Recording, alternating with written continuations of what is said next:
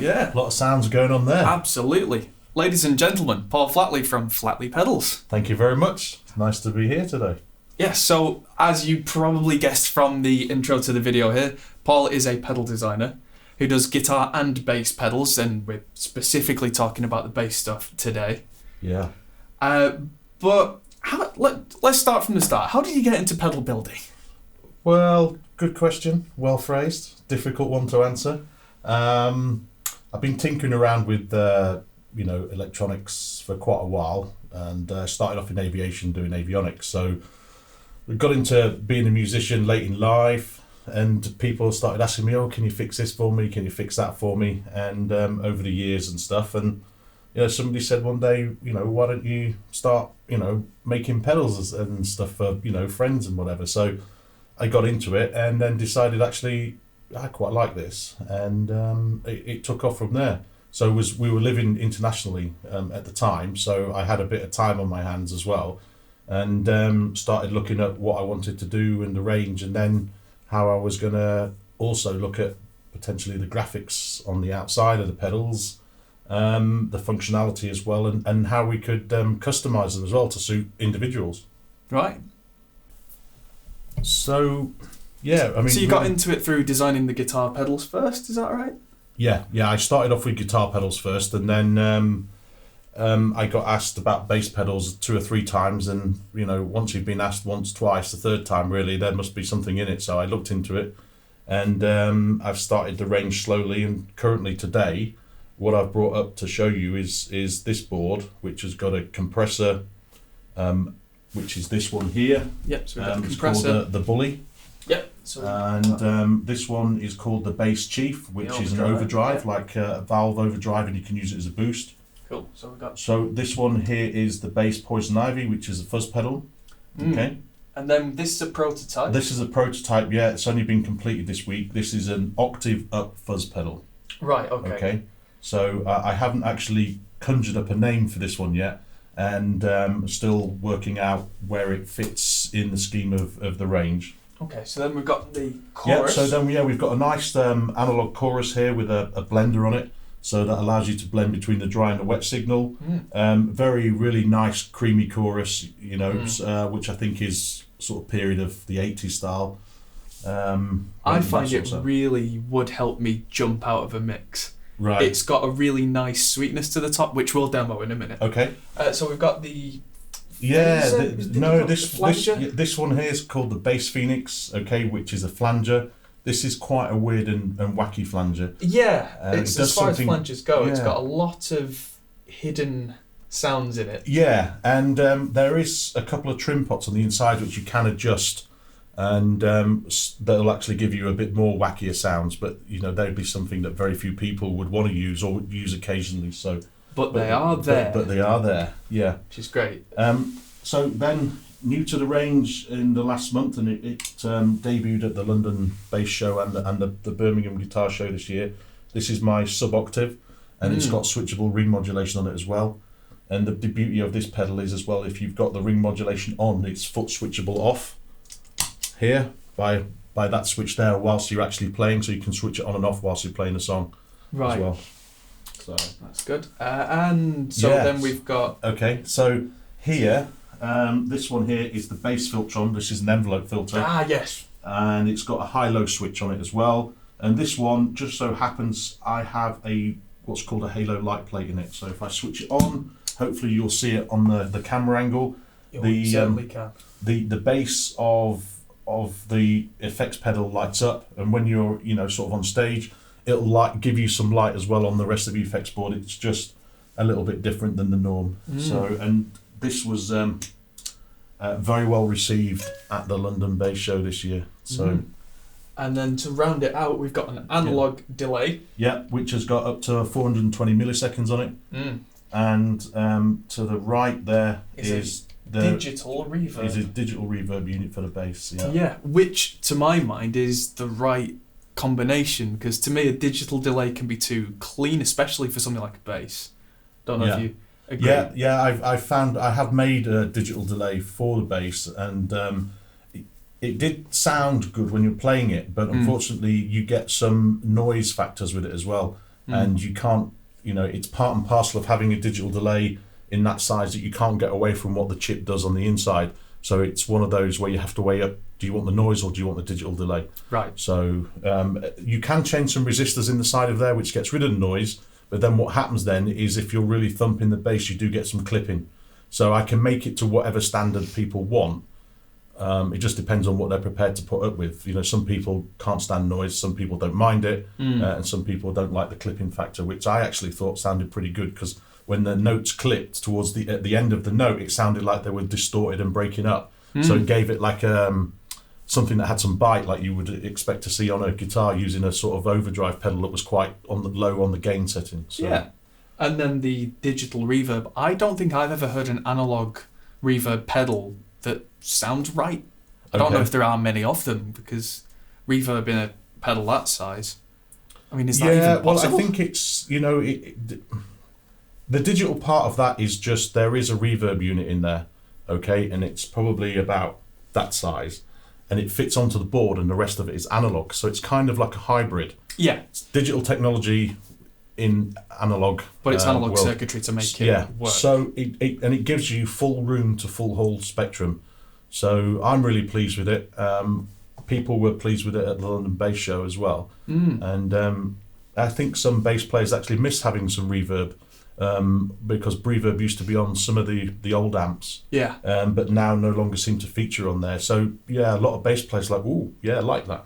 Yeah, I mean, something we were talking about before is that, like, I used to have a massive pedal board when I played bass. I had a big Digitech board, which, funny story, but me and my dad, who's part of the channel, we went to a guitar store and we kind of swiped it and just gave him a few crates of beer.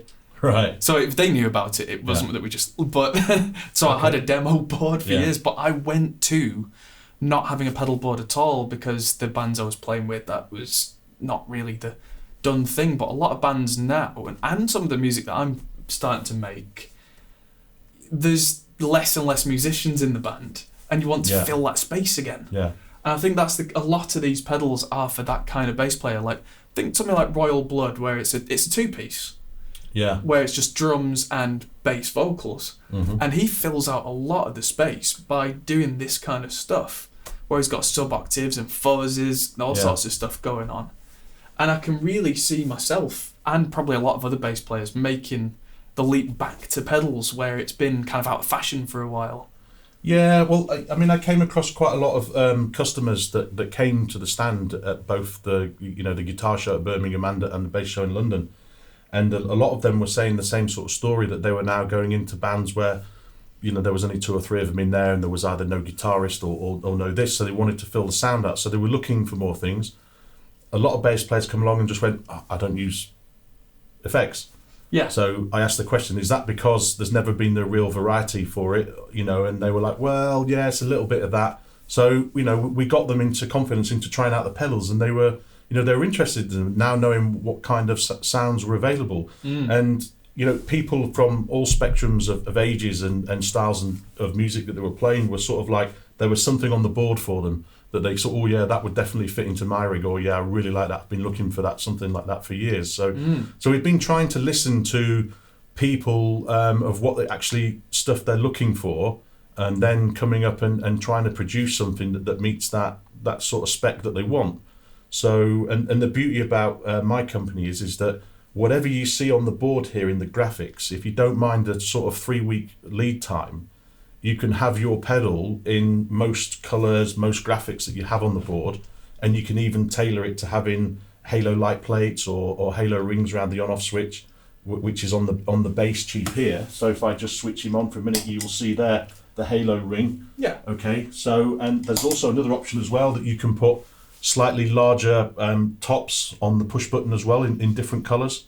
So you can totally customise your pedal to what you want, as long as you catch it at the stage of where it's feasible to do it. So right.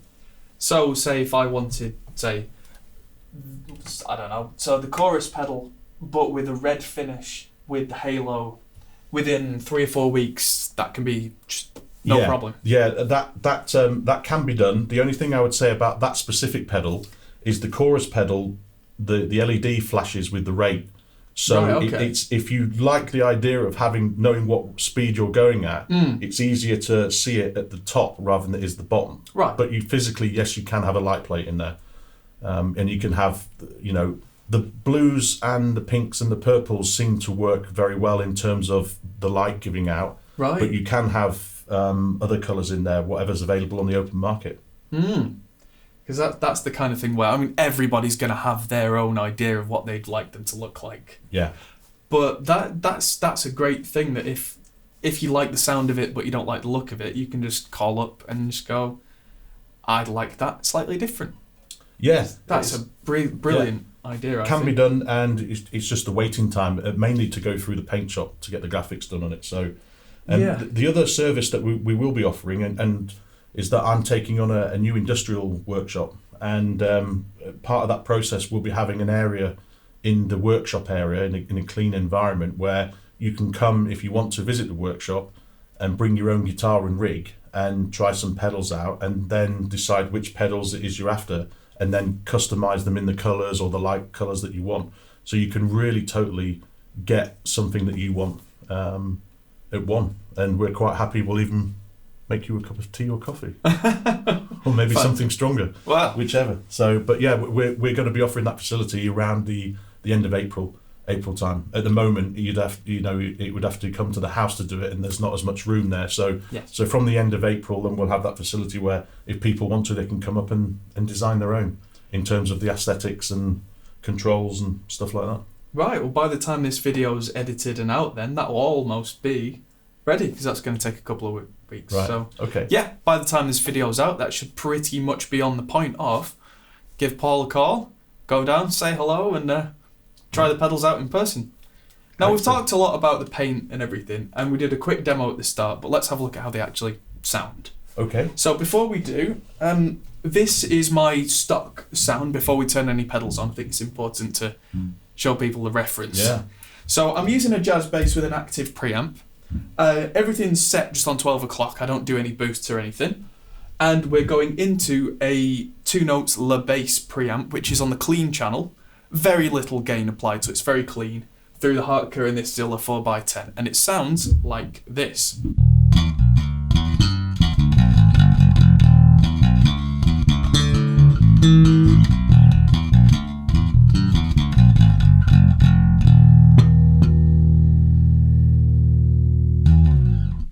Now, from there, Okay. the first thing that I always look for in pedal boards for a bass player is a compressor. It surprises me how many bass players don't look for a compressor, but I find it makes you sit in the mix so much better. And so that, no coincidence, I'm sure, is the first thing we're plugged into. Yeah. So let's have a look at this. So it's only a 2-knob compressor. I say only, as in it's been made simple. Yeah. Which is great for a lot of us. I mean, I, being a studio engineer, am quite big on attack and release, but I would have thought that a lot of bass players wouldn't want to necessarily be given the choice to get it wrong.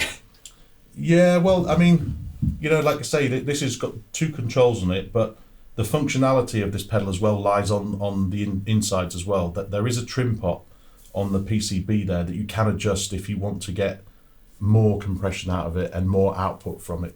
So I tend to set the trim pot at a sort of middle of the road that works for most things, but it is possible to get more out of the compressor. So there's a trim pot on the inside, and you can't do any damage by adjusting it either. It's just got a stops going one way, so it's just about remembering where you'd like it and then leaving it there and putting the 4 screws back in the plate, and away you go. Right. So it's fixed attack and release then. So it just, you've set it so it sounds right with a bass. Yeah, pretty much. Yeah. Yeah. So it's set to the rig that I've got at home, which just so happens to be a Thunderbird style bass, and I have a 100-watt transistor amp. So it's very lightweight and stuff. So, but it's just a tool for testing, and I set it up to those which sounds, not too weak, not too strong. Hence, that's why it works straight out of the box. But if you're more perfectionist around the sound that you like, and you only use one style of bass through one sort of cab, then there is some adjustment on there. But that's always good to have. So let's just try quite a dynamic bass sound and then turn this on, because one thing that I find a lot live is the bands that I play with, you don't want to get lost in the mix as a bass player. Yeah. But you do want to have control over how it sounds. And I like to do that with my hands, whether it's with a pick or with fingers. I like to really dig in or back off. Yeah. But when you really dig in, you get too loud, and when you back off, you get lost. Yeah. So if Yeah, I do okay. so if I do this,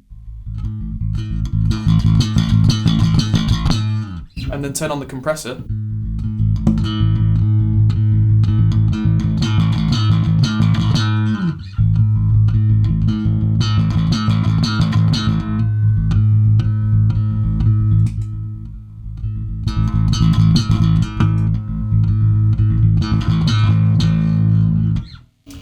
that is the start of, for me, most good bass tones. Right. And to me, that sounds fantastic. The sensitivity is exactly at noon, and the output is just set to match, so that the volume when I'm playing kind of a medium level signal is when I switch it on exactly the same. Yeah.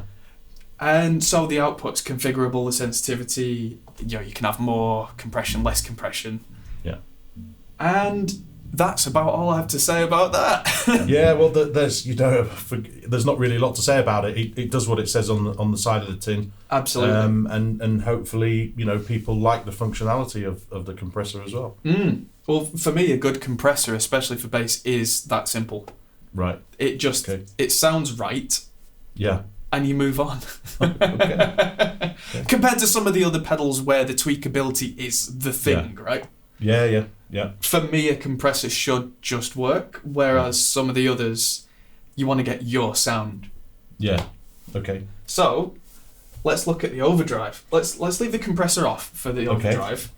Because so this overdrive, the bass chief, it's kind of a valve amp sounding overdrive, and it also has a blender on it as well, so you can blend it in and out, so you can use it as a booster, so you still get presence when you kick it in, or if you crank it up, you get the distorted sound that you would do, like you would do on a guitar, but in this instance for the bass. So the treble and bass on this, does that affect everything or just the drive? It's just the drive. Okay. Great. So that means that can have an independent tone shaping and keep the dry signal as is. Yeah. Okay.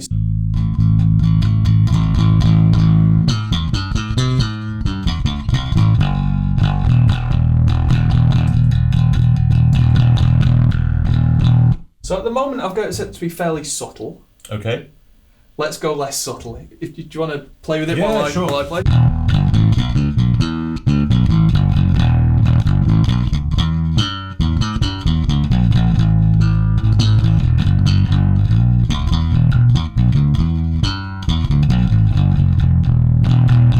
Let's see how it handles with more.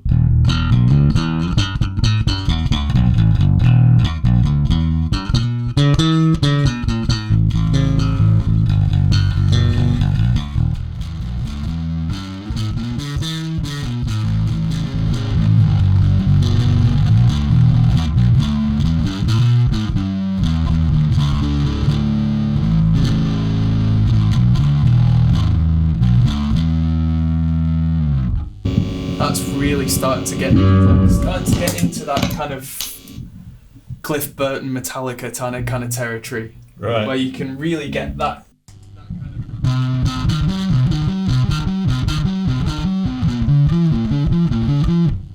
But you've still got some of the original signaling to help it still have some kind of definition to it. Yeah, I really like that pedal. Okay. So let's move on. So if you want something, because that's really kind of at full distortion, isn't it? Yeah. So beyond that, I suppose you'd move to the fuzz. Yeah, well, the fuzz. I know the fuzz is not everybody's cup of tea. It's it's a bit like Marmite in a way. Yes. This particular fuzz has a blender on it again, so you can blend between, and there is a close correlation between the attack knob and the fuzz knob. Right. Okay, so you can get a lot of different tones through the fuzz, through those two knobs by working them closely together. So right. Well, I think I'm going to take out a pick for this. If you want to turn the fuzz on, and we'll get.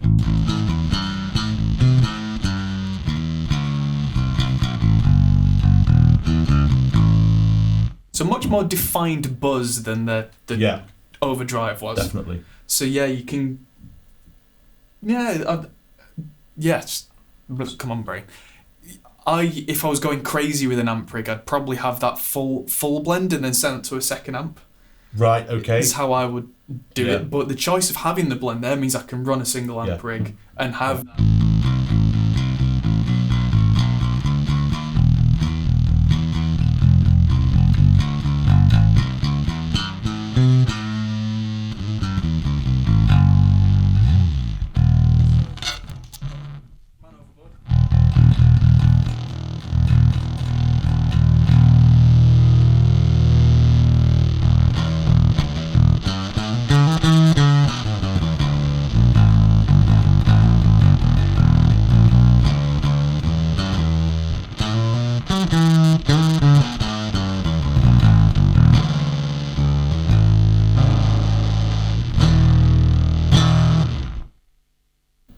And it's completely silent when I'm not playing, which is great, because a lot of fuzzes I've found don't do that. Right, okay. They kind of hum and crackle and fizz and courtesy spit. of the germanium.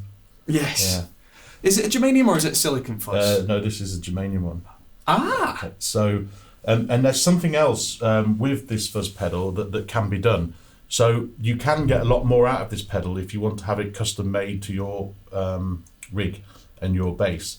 So, but that would have to be something where you would come to the workshop and do that. So there's a way of making some resistors on the inside, variable resistors. So if you want more out of it, more fuzz, more zing, then you can do that by setting up trim pots instead of resistors. But that's something that you need to tailor to a personal rig if you want something more out of it. Right. So we've got this very hummy, buzzy.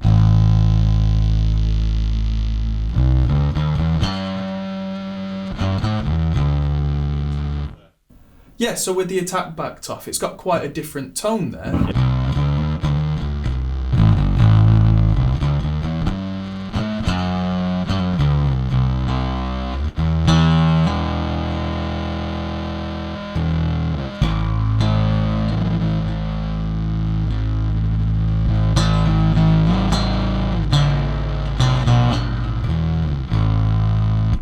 Very different. Okay, so if I back the fuzz off,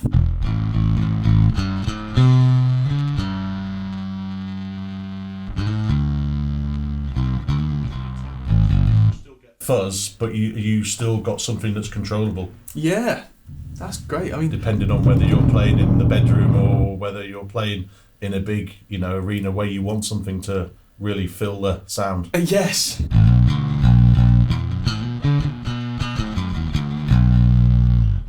That's a big fuzzy sound. So let's have a look at this prototype, shall we? Right, okay, so on the prototype here we've got a mixer which will mix the fuzz and the octave with the clean signal, and then we've got a texture knob as well which is for the octave up. Okay, right. So this one is probably quite a stable, sharp fuzz, but people were asking for octave up fuzz. So This is what I've come up with, and say that's only made it on the board for today's show. So right, it okay. really so is that new. So, hot off the press. Yeah, so I haven't even designed its name or decided what graphics I'm going to put on for it yet. So. Fantastic. So world preview, as it were. Yeah, world preview. So let's go from this noise. So we've got the texture set around the 3 o'clock position, and the mix is set currently around about the 2 o'clock position. So right. Kick it in there, and then we can play it around as you play. See what we get.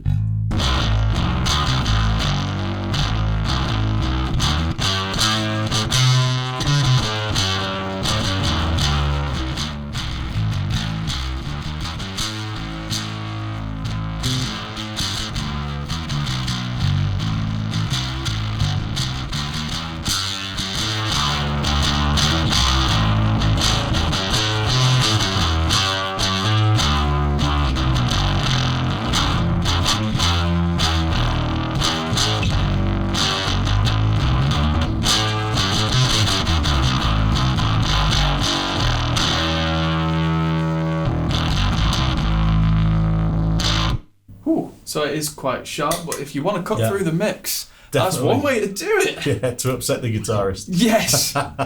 Yeah, it's definitely a good way to upset the guitarist, because you still keep your low end as well. Yeah. So it's like some of the fuzzes I've tried on bass, you just get lost because that low end goes. Yeah. I think that's the beauty of the texture switch. Yeah. I think that helps you maintain some of that. Absolutely. By backing it right off.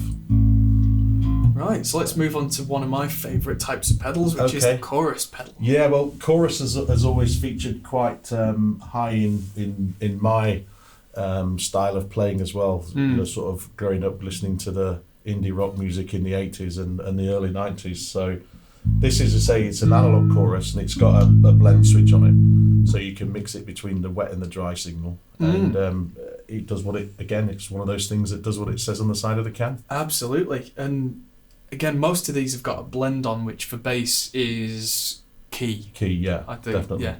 And something that I look for in a bass chorus is not necessarily for it to be like Def Leppard, most obvious chorus ever, but something to really just lift you out of the mix. Okay, yeah. Well, I think you'll get that with this pedal. And you get a nice flashing LED on it, which gives you flashes with the rate, so you can tell. Flashing LEDs always make me happy, so Okay. let's have a Cool. look.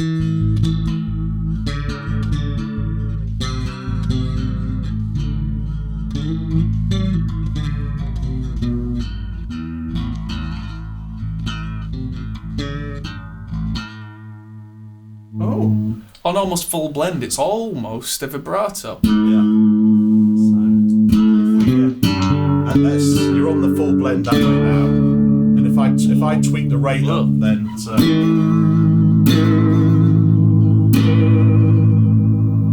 Oh, I feel seasick. and then if we blend it out fully the opposite way, Then it's just gone, yeah.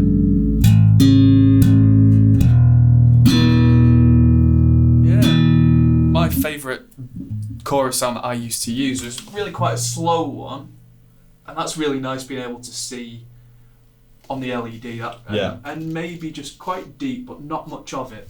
okay. And I find that Oh, very nice. it becomes less obvious, Yeah. but it still really helps you to stand out of a mix, especially in a trio.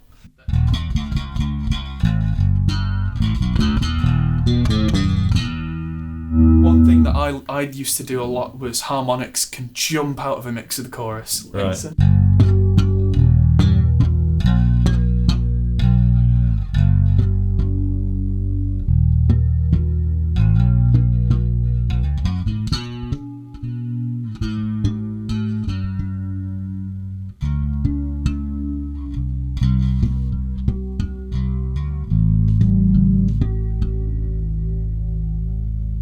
So 80s. Yeah. Bring it on. Love it.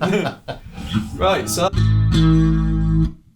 that pedal's one of to me, the more pretty but subtle. Right. Okay. So we move from the sublime to the ridiculous. Yeah. So this flanger is. So this is the bass Phoenix, bass and Phoenix. it's and it's got something else going on inside it. So it's a little bit different than the standard flanger that just goes whoosh. This has got a little bit more in it, and again, this has trim pots on it, so you can make this flanger very, very wacky. But I set it to the most nicest flanger position because that's where most people would want to use it. Okay. But again, you can't damage it by adjusting the trim pots because they've got stops, whether it's fully back. So it's just about really getting it to sound where you want it to sound nice. But I set them up to the sort of the nicest flanger sound for a standard flanger rather than anything obscure. So let's start with. okay.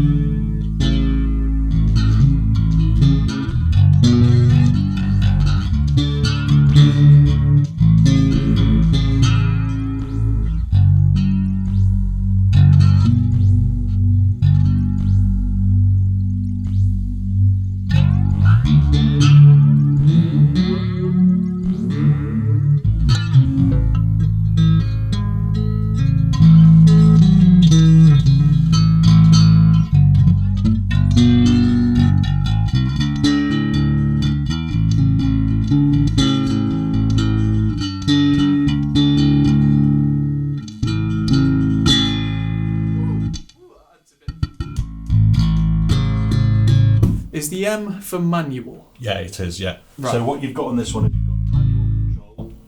Yeah. You've got depth, you've got rate, and you've got feedback on this one. So the manual, just remind me with flanges, I always forget. So you can manually change it, but is that also like the center point kind of thing? Because it audibly changes to me when you set it differently. There's no center point in there as such. It's just a full sweep.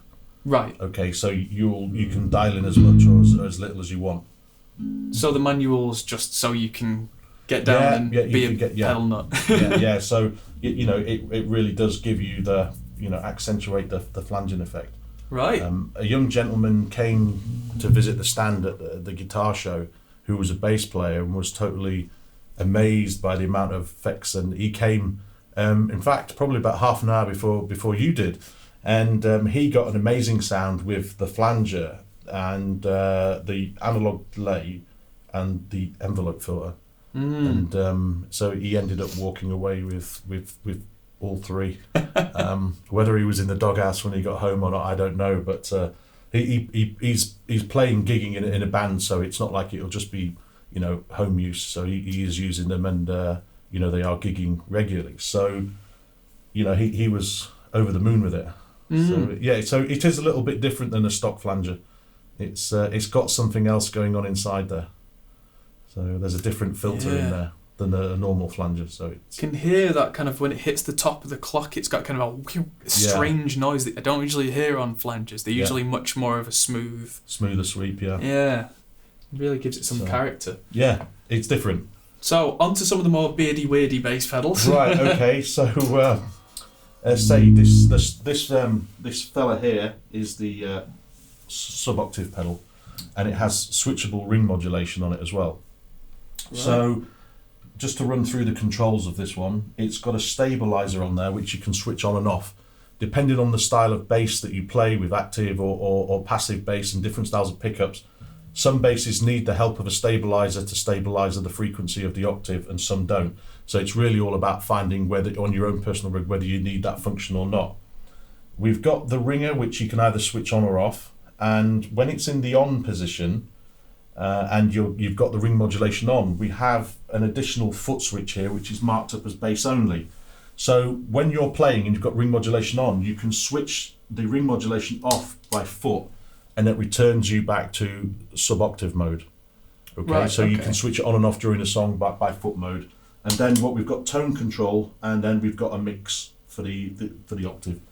And plus as well, this has also got an auxiliary output, so that you can put that through the PA system or another amp, or a monitor, whatever, to get that effect on a wider sphere. So that's just another functionality part of this sub-octave pedal. Cool. And it's a clean sub-octave as well. Which is always good, because you can always then add to it. Yeah, add or take away. Right, let's try that then. Okay, so what we're going to do is we'll put the stabilizer switches on, and first of all we'll switch the ringer off, and we'll set the tone and the mix in the middle for now, and we'll just switch the sub-octave on. Okay.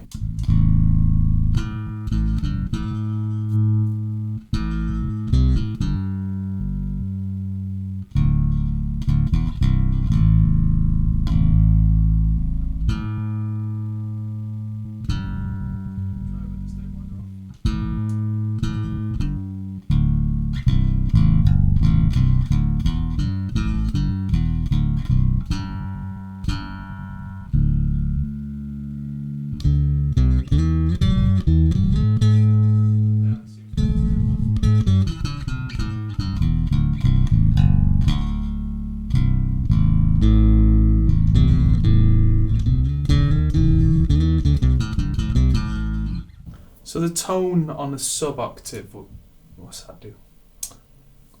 Let's try it.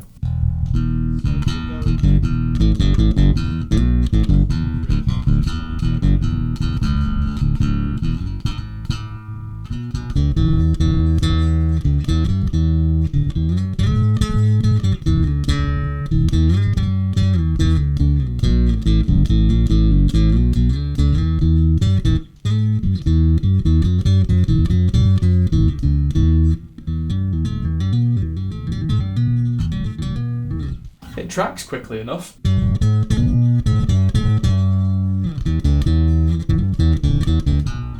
Right, so it's all kind of the upper harmonics of the sub. Yeah.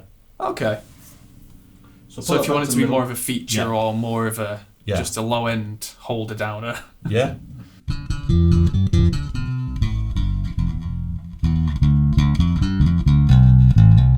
that's the mix fully round. Yeah.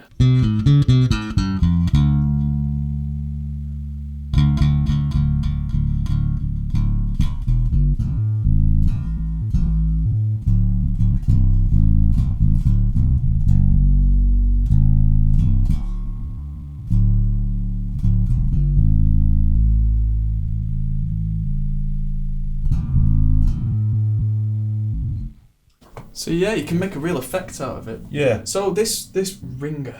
Okay, so we'll put the mix back to the middle, and then we'll switch the ring modulation up.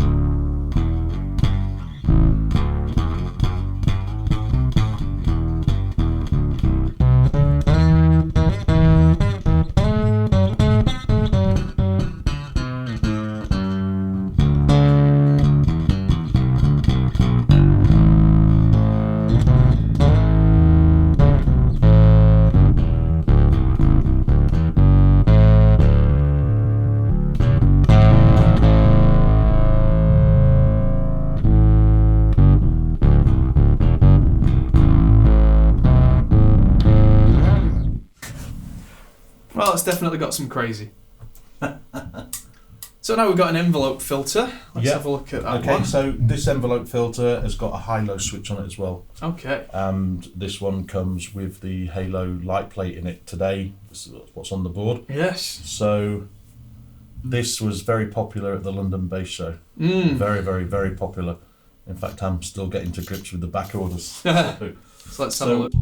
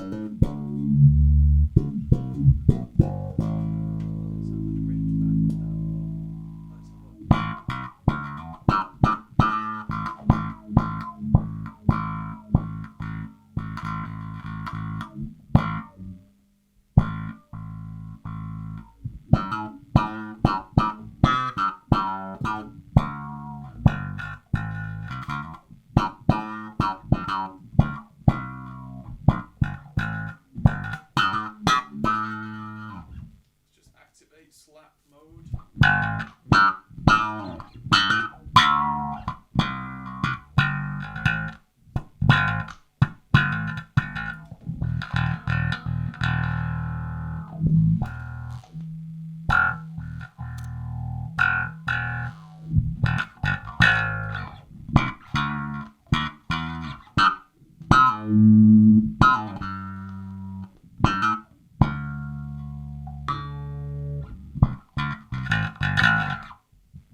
It's got a variety of sounds in there.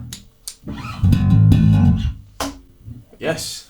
So, moving on then. Moving on. The bass Nirvana. Yes. So this is the analog delay for the bass, and it's got 420 milliseconds, I should say, of analog delay. Right. So you've got the usual controls of delay, repeats, a tone control, and volume. Ah, reps, repeats. Right. Yeah. Yes. Okay. So let's have a listen to this. Okay. We're going to switch it on probably about 1 o'clock, and we'll just put the tone, and we'll leave the reps sort of around about 10 o'clock position for now. So something I used to find when I was playing with a band is that delay isn't often welcome in the heavy sections. Yeah. But I always did find that in the big kind of spacey moments, if I kind of when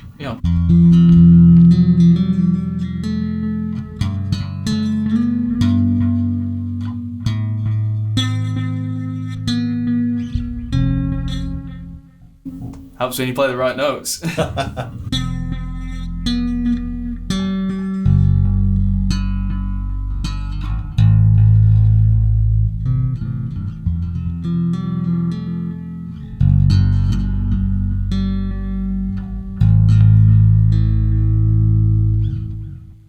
Really helps to fill the sound out. Yeah.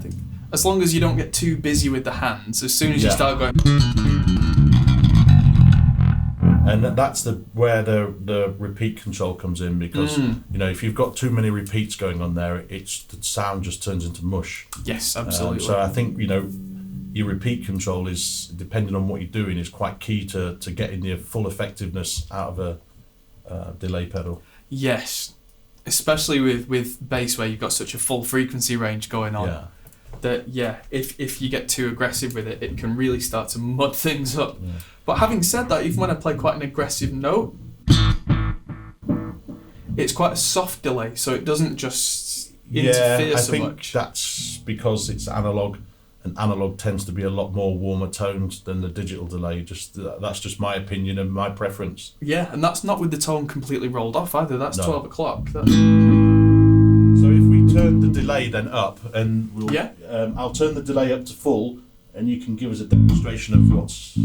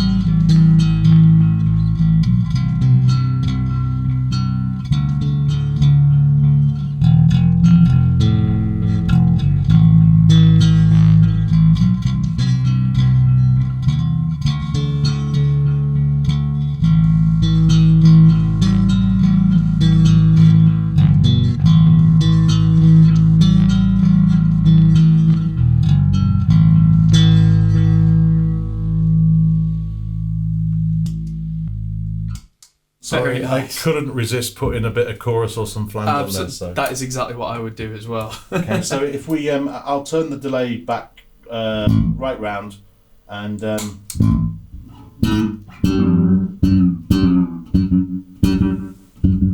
it's almost rockabilly at that. Yeah.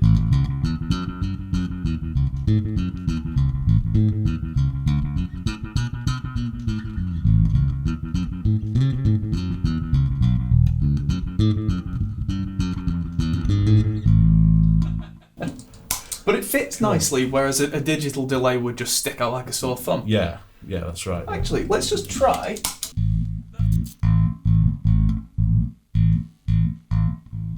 Just the tiniest bit of delay. I find that quite often on guitar solos, or maybe even bass solos, that helps it stand out. Yeah. Just a really, really short delay.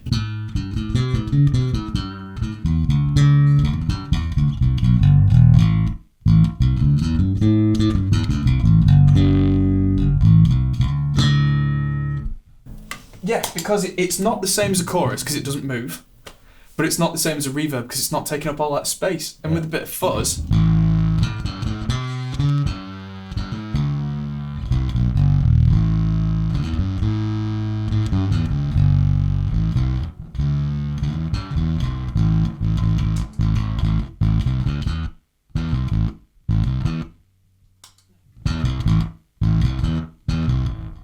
yeah. So there's a lot hidden away in this little gem. Yeah. Fantastic. And then last but not least. Yeah. Last but not least is the digital reverb. So yes. the delay is coming up halfway to the 12 o'clock position. small amount of mix on it. Yes. And again, this one just so happens to have a light plate in there. So here we go. Oh, so Some it's a reverb. nice gentle. Is that blue in that one? It's more of a purpley. We'll go for ultraviolet. It's not the brightest one, that one. No. But if you want something that's a little more subtle. Yeah. So do you do brightness options as well, or is that's done by changing the resistor that feeds the LEDs on there. So that's great, because a lot of the kind of first generation LEDs, I remember it's basically on or it wasn't. Yeah. But that's nice that you can have that. But yeah. That is a huge sound. Yeah, and that's pretty much, only sort of like a third on. Yeah. If you just turn the delay down a little bit.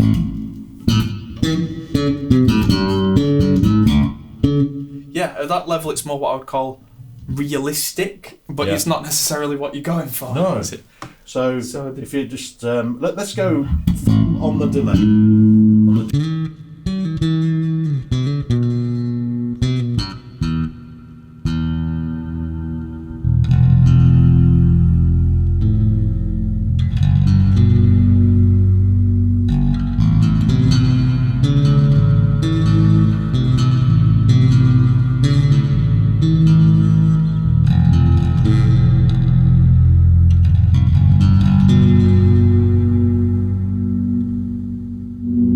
And if you wanted to go on full kind of crazy big sounding doom metal from here, I suppose you turn the fuzz on and you're off, and you've got that.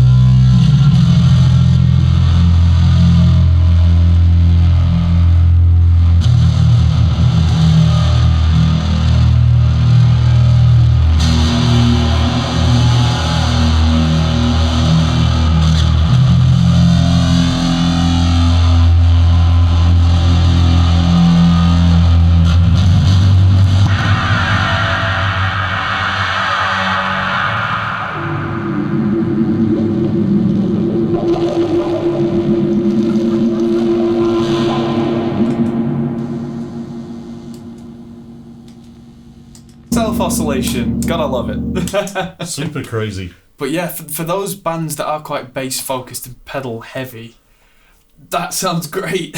Yeah. There are bands like Sono and those kind of guys who do genuinely go for that kind of sound, but they'll use 300 or 400 watts of tube amps on stage, and it's like a religious experience. But if you can do it in this kind of, because I mean, we've not got the bass amp running particularly loud right now. It's running. Volume on the amps about 3. It's not exactly killing us. I mean, that was a little loud, but it wasn't like loud. Yeah. But you got the feeling that the earth was moving. Well, yeah, it certainly was. Yeah. So there is a lot that we can do with Flattley bass pedals. Great. So, where can we find them? Well, that's a very good question. You can find them currently at my house. Joking aside, you can order direct from the Flattley Pedals website. Also, there are some retailers that are listed on the website, and we're currently adding more week by week. So geographically, we're in Cornwall, and we're in Devon, and we're in Southampton, and we're in Liverpool, and we're in Gloucestershire, and we're soon to be moving up towards the Midlands area. So, but they can order direct. If they want to come down, as I said, they can come to the house now if they want to really try them out. But you say the unit will be ready end of April, and they can come and try stuff out locally. If it's worthwhile them travelling. So I know that people from the Midlands area have been down because it's only an hour and a little bit's drive, and people have come up from the Bristol area. So I am discussing with a few retailers in the Bristol area, and we'll also be exhibiting at the Bristol Guitar Show, which is coming up towards the end of April anyway. So, you know, if you're around that area, come and see us. This weekend we are at the Newcastle Guitar Show, okay, which is quite a big guitar show. There's normally in attendance of about 800 to 1,000 people. And then the following weekend we'll be at the Lancashire Guitar Show. So we will be at all the trade fairs this year, and we're getting more retailers every week. So I'm hoping that they will be in London very shortly, down the famous Denmark Street. So, and the surrounding London suburbs as well. So it's moving on.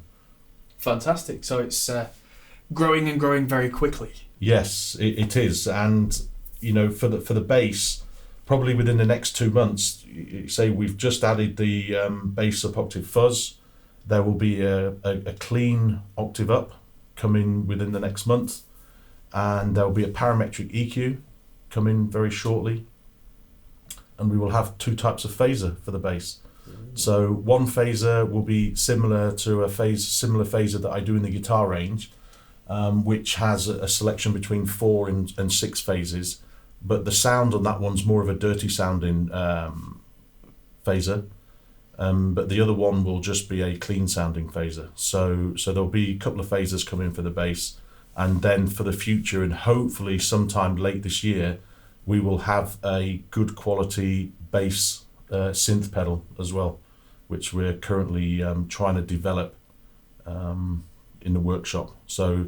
And I'm hoping that we'll get a variety of different bass synth sounds. Particularly had a lot of requests for 80s sounds, so a lot of people seem to be doing 80s tribute bands at the moment. So the bass players are looking for those sort of electro pop sounds from that era.